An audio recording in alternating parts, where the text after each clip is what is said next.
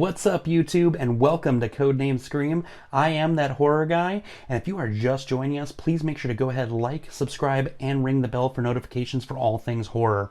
I also want to thank Goat from Codename Reaction for joining me this week, or me joining him, I guess, since he didn't want to come here. But thank you for being the first official guest. I hope you guys enjoyed that as much as I did. Plus, having the boss around can be a little scary sometimes. I'm probably going to hear about that one later. But welcome to another episode of With That Being Said. This week we're going to change how we do things a little bit differently here. Normally we like to take the horror contender that we cover in Slash-a-thon and discuss the films they're involved in. We're not going to cover Jason this week. That will be a little bit later down the road. You guys will not want to miss that when we cover that. This week, however, I did opt to go with a fan submission. This is one of the first submissions I received right when we started this thing. And I had to get on this as soon as possible. It's one of my favorite movies, and it's just, yeah, the excitement can no longer be contained. So what are we doing today? We're doing The Evil Dead from 1981, and arguably one of the greatest horror films of all time, and the best reboot ever, the 2013 Evil Dead. What we're going to do here is discuss the similarities, the differences between the two films, and just have some fun with it. And if you guys, depending on how you feel about these films, please make sure to sound off below in the comments. Tell me, what did you love? What did you hate? Which one did you prefer? Let's have a chat. So starting with The Evil Dead from 1981, written and directed by Sam Raimi, and then also produced by Raimi, Rob Tabbert, and the man, the myth, the legend, Bruce Campbell, who also portrayed Ash Williams in this movie. It's the first movie with Ash, and he has then gone on to do the 2 additional sequels, as well as the very successful spin-off television series Ash vs. Evil Dead. This movie surrounded 5 college students going out to an isolated cabin in Tennessee. They uncover a book in the basement, which is the Sumerian version of the Egyptian Book of the Dead, or Necronomicon, if you would, and as well as a tape recorder. The tape, when they play it, ends up saying the incantation that ends up awakening a demonic presence, which then ends up possessing all of them one by one, and we just get the gory, campy mayhem that made that movie amazing. This movie did come out on October 15th, 1981. It was filmed for $350,000 to $400,000. There's been some differences in the research department as far as how much the budget was for. So $350,000 to $400,000 was its budget. It did end up grossing $2.7 million at the box office, which adjusted for today's inflation is $7.6 million. Not a lot of money on the film side of things. This film was overall a commercial success, though it is considered disappointing from a money side of things. It has gone on to create a very large cult following, and the films themselves, this film was actually banned initially in certain countries upon release, and even to this day is still banned in some certain countries for both theatrical and home video, DVD, if you would. I am still looking to see which countries exactly have that, because it blows my mind that in 2021 we still have these censors. But the film, when it initially came out, did get garnered an X rating. Raimi kind of went for it in 81. He didn't care about the censors. He went out to make a film for himself at the end of the day, and it ended up doing extremely well because of that from a fan side of things. Even critics ended up loving this. There's even one critic that went on to say that this film was a better entry-level horror film for a series than Texas Chainsaw Massacre, which was considered one of the most influential horror films of all time. This movie had quite the shooting schedule during its 12 weeks of shooting. If you've noticed in this series, none of the films we've covered to this point have had an ideal shooting, but as far as Raimi himself has gone on to say, if everyone is in extreme pain and misery, that would translate into a horror.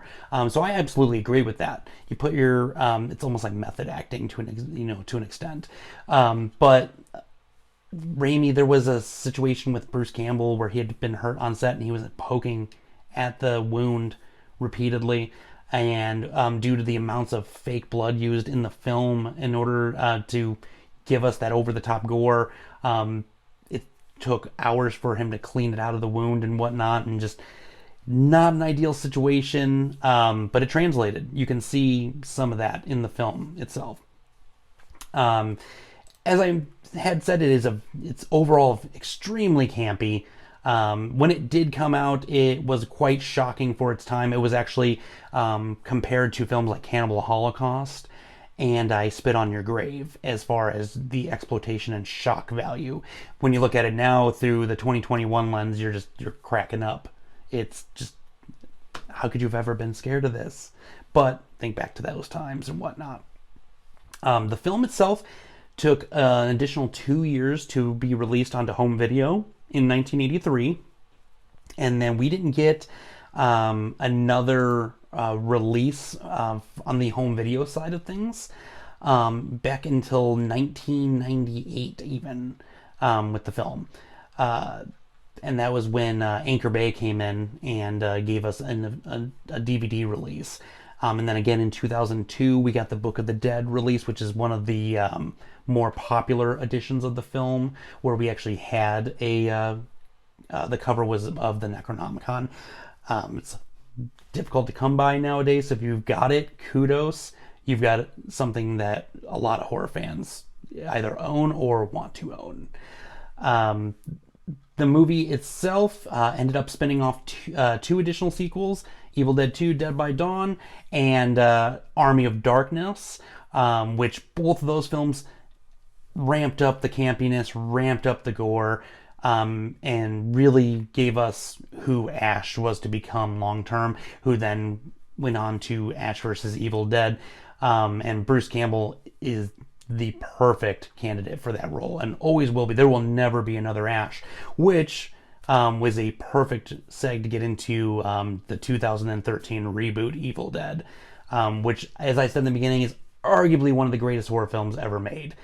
In 2013, when it was made, Fede Alvarez was brought on to direct, and we also got Raimi, Tappert, and Bruce Campbell back to produce the film as well. So it was really awesome having the guys that created it to come back and really give us a new take on the film itself. Initially, it was going to be a fourth installment and start off a new series of Evil Deads with Ash being the main character again with Bruce Campbell. They fought against that as production was going on. They changed writers. Initially, Diablo Cody was on to write the initial script for the film. They had a different director at the time as well.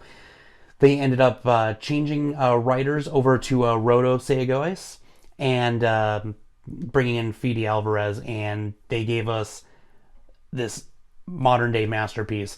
They did flip a lot on its head with how they approached the characterization and everything.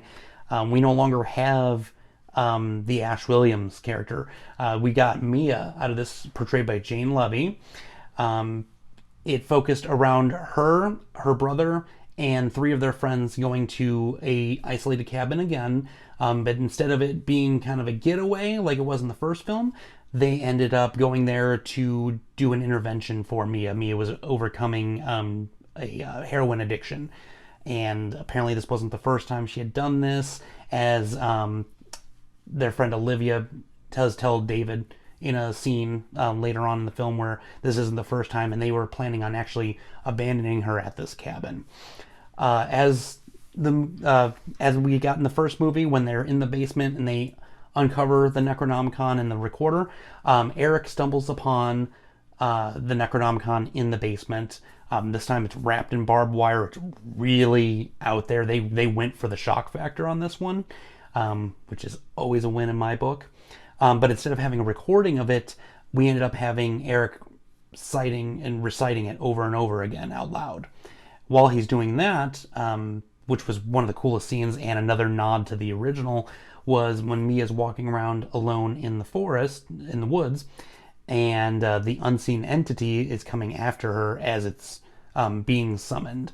That same unseen entity, the POV shot, is just like what we got in the original, and specifically even in the closing of the original, where Ash, after surviving, having to kill everybody else, while covered in blood, walking through the woods, turns around to this unseen entity screaming, and then that's the end. So it was cool to get that nod back there. And this one really did not go on the campy route of things with a lot of the humor that we had seen in the original. We got that in the beginning of the film, which was probably my favorite scene, in all honesty, just because we've got the wisecracking, filthy mouth Deadite. That was all we got. This one just took the brutality level, the gore level, anything you thought you'd seen in horror to this point, it took it and just completely just beat the brakes off of anything we've ever seen. Another similarity in the films is the tree scene. I'm not going to get into detail here. As I've said in other episodes on this channel, there are just certain things we are not going to discuss. That tree scene's being one of them. If you've seen these movies, you know exactly what I'm talking about. And if you haven't, just go watch them. And that's all you need to know. But we end up, through the film, the whole storyline's completely different. The kills are way more brutal. We end up ending the film with the Taker of Souls, or the Abomination, as it's also credited as, is finally summoned after 4 of the 5 are killed, and it's the souls necessary to bring it back. It actually resembles Mia and then attempts to steal her soul to complete the transformation. And then that's when we get the epic raining blood scene. Not the Slayer song. This is legitimate raining blood. If blood could rain, this is about as legitimate as it gets. And it, again, did not take away from the brutality we'd got in the whole movie. Mia loses an arm, chainsaw goes in this thing's mouth. It's awesome. I really can't say much more other than that. If you have not seen this, you really need to just go and see it, point blank. But before we go any further, I kind of got a little overexcited there. The film was released April 5th, 2013.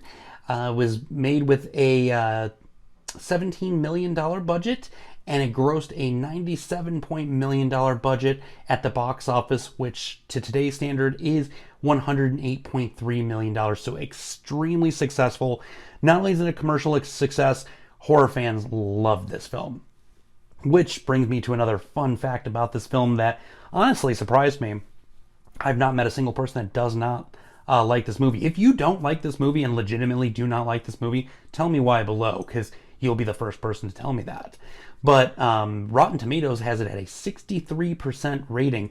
Still higher than some of the films we've covered here, but you look at the original, which has a 95% Rotten Tomatoes rating, making it the highest rating we've covered so far on With That Being Said, and shows once again that horror fans love their originals. But this really shows they love their originals.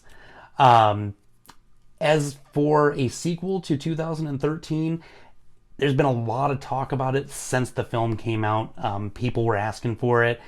Fede Alvarez has gone on to say that there were just ideas being floated around and nothing more than that. Well, come June 2020, we did get a confirmation that Lee Corbin has been brought in to direct the film, and Bruce Campbell will once again come back and produce it.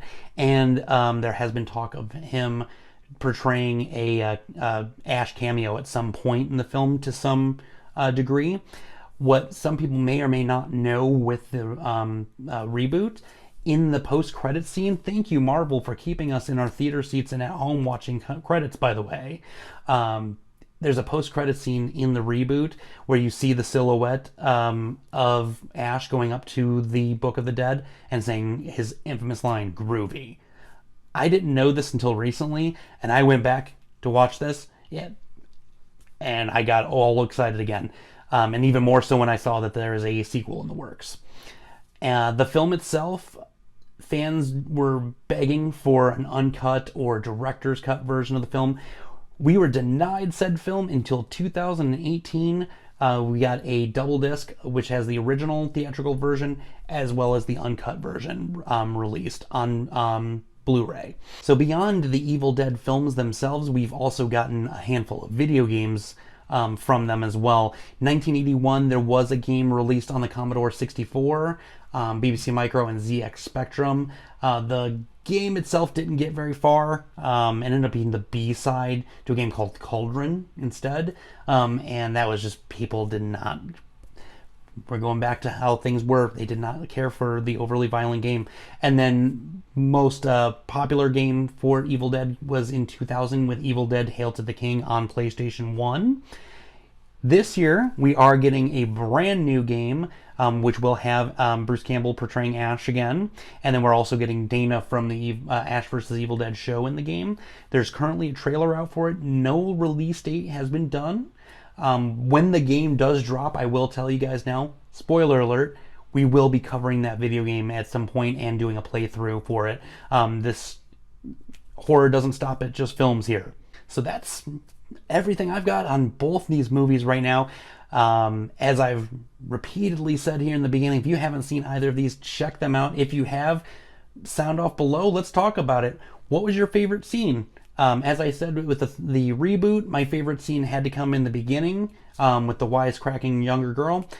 As far as the 1981 side is concerned, is the scene where Linda is possessed and gives us the song, "We're Gonna Get You." That scared the daylights out of me. And I've appreciated the following scenes beyond that, where Ash is dragging her out into the front yard, and the choice of lighting they use, just the whole mood was just terrifying. So next week with our Slashathon, we're going to bring in Ghostface from the Scream franchise up against Danny Rolling, or as you know him as, the Gainesville Ripper. Whomever will advance from the Jason and Kemper episode will be then taking on either one of these two. So think ahead, get those votes in, and as always, scare you later, YouTube.